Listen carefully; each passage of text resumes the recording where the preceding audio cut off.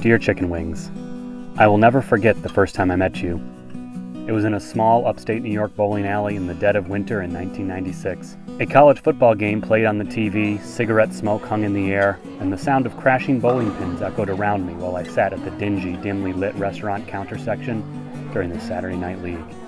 You appeared to me at first as plastic letters stuck onto a menu board: wings, hot, medium, or mild. 10 minutes after ordering, we met.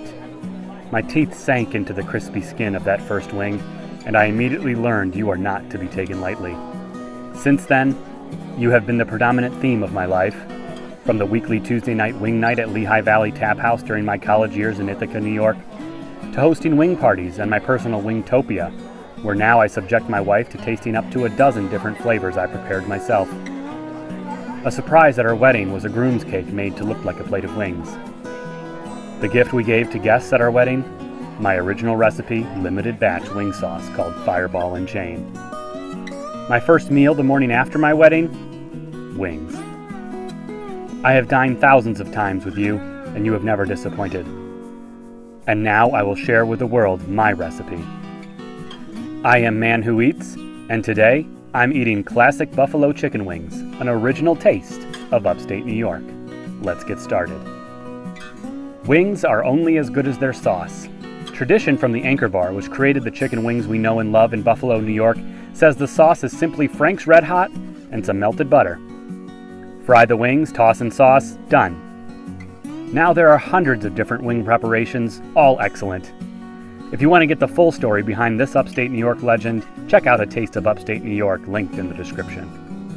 My wing sauce amps up the flavor of the original while still leaving your lips tingly and your hands reaching for a cold Genesee beer. Start with melting a tablespoon of butter over medium-low heat.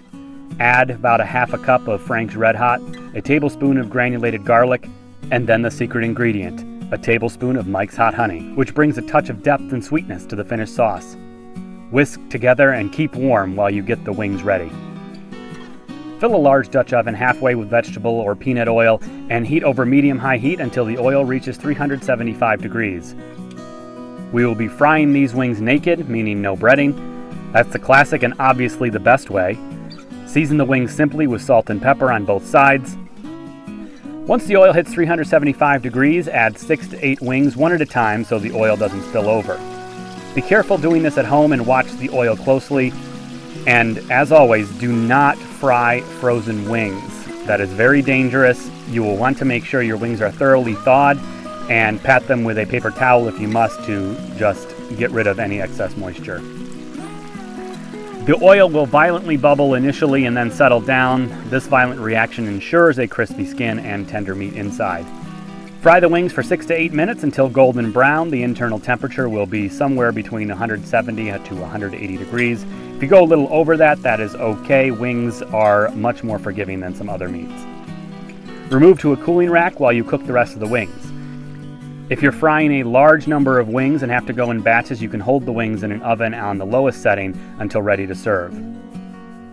Once the wings are done, toss them in the sauce and serve immediately, preferably with a cold beverage and a good game on the TV. The full recipe is available at ManWhoEats.com, and the book, A Taste of Upstate New York, is linked in the description for more food history of the great Empire State. Follow along as I share upstate New York foods and recipes by hitting that like and subscribe button. We'll see you next time.